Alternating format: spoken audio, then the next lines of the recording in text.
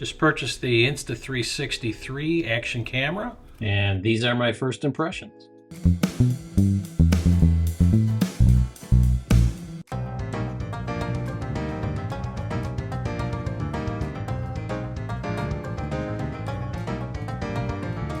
I'm excited to use this. I've seen it used in various ways.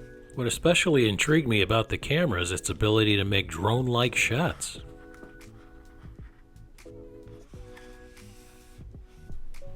Alright, let's take a look at what's inside the box here, and we have, of course, the camera. Now, as you can see on the side here, we have the USB-C port, as well as the battery and mini SD card slot compartment. This nice size screen on the camera is very touch sensitive, so you have to be careful when you touch here. On the side of the camera, there are two buttons. One is the on-off power button, and the other one is the quick button, which allows you to bring up customized settings for different modes on your camera.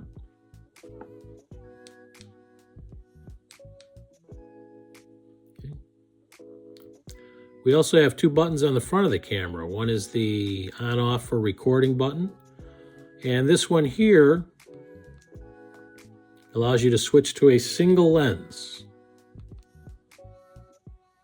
and then switch back to the 360 lenses.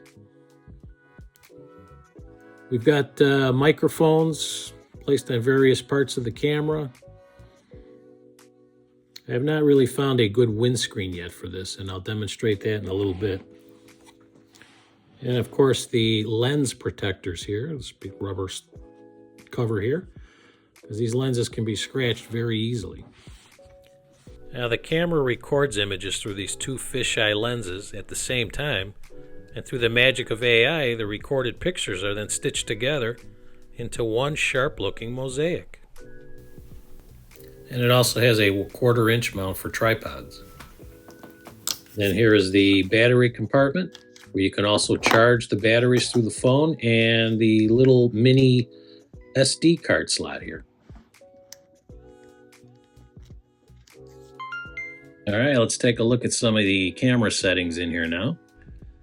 And we have, scrolling down, you have your different settings up here. You've got the general settings.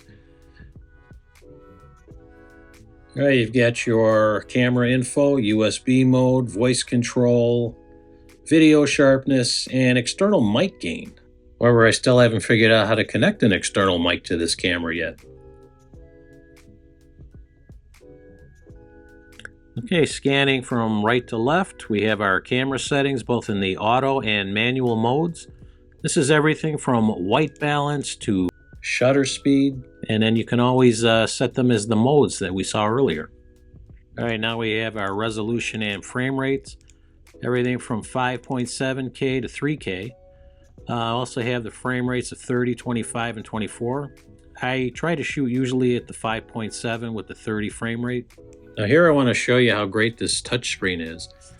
The camera that I'm filming this with doesn't do it justice. I mean, this is pretty good size. It's got great resolution. Now it's time to test drive the camera. Okay, you ready?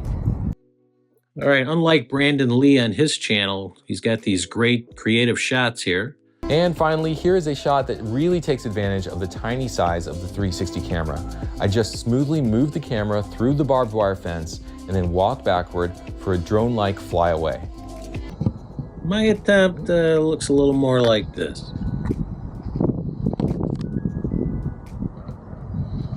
All right, we're all geared up now and ready to hit the trail.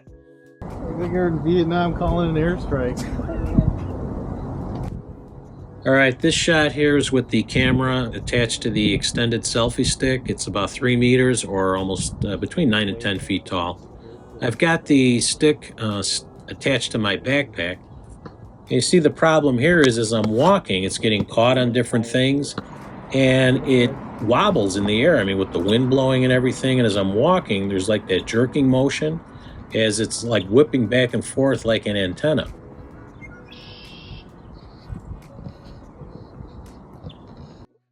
So time for a strategic stop here, readjust, shorten the selfie stick a little bit.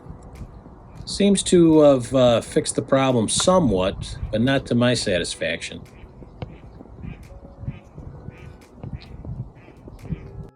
So finally I decided just to carry this damn selfie stick. Now in this clip, as I'm carrying the selfie stick, you can see that it's a little better.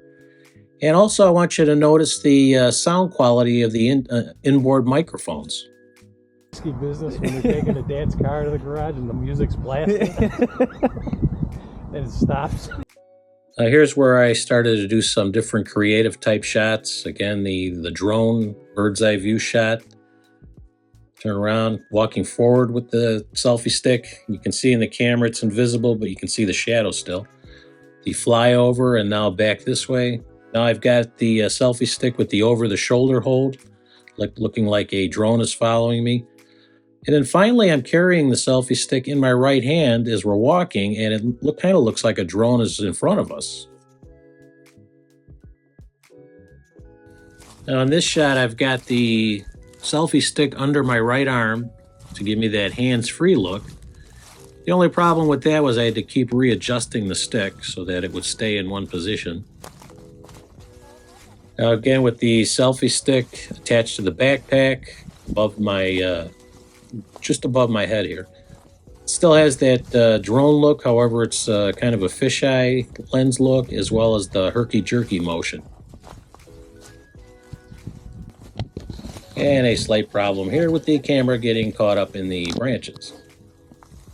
And a little bit of distortion in my left hand. And again, carrying the camera in front of me, as well as the over-the-shoulder shot, to make it look like a drone is following me. The bird's eye view shot and the swinging the selfie stick around in a circle type, trying to be creative shot.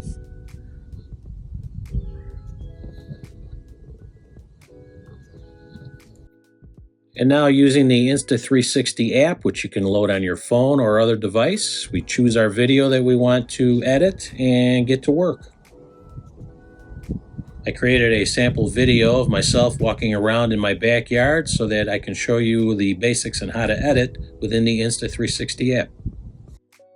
Okay, while in the app now, we're going to edit the video. I'm going to set a keyframe here. And it's going to be at the start of my video. And what's cool about this app is that because of the camera's two fisheye lenses creating that 360 mosaic, you can turn the camera in any direction while you're editing it. So if I want it to go this way or that way, I can do that by setting these keyframes. Okay, we're going forward now. No, I want to go up, so I'm going to set a keyframe in just a second. There it is.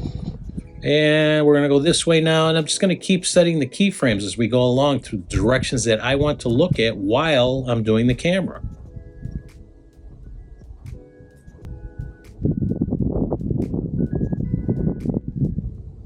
And as you just heard the wind noise, I'm still trying to figure out a good way to kind of decrease that wind noise, to get a hold of some kind of a windscreen for this camera.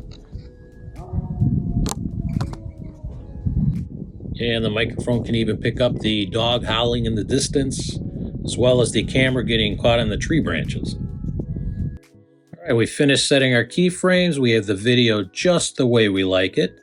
Now it's time to export it. And being that I am editing this on my M1 12.9-inch iPad Pro, I can export it to an SSD or directly into my photos, which for this example, I'm just going to put it into my photos. And also you can export it either as 360 or linear, as these two examples show. Now here we have it in the linear format. The next one is going to be in the 360 format. Although I have a couple of minor quibbles about the camera, being the herky-jerky looking motion as well as the fisheye look on some of the video clips. All in all, I think it's a great camera, and it's going to extend my creativity on my videos dramatically. So thank you for watching, and we'll see you in the next video.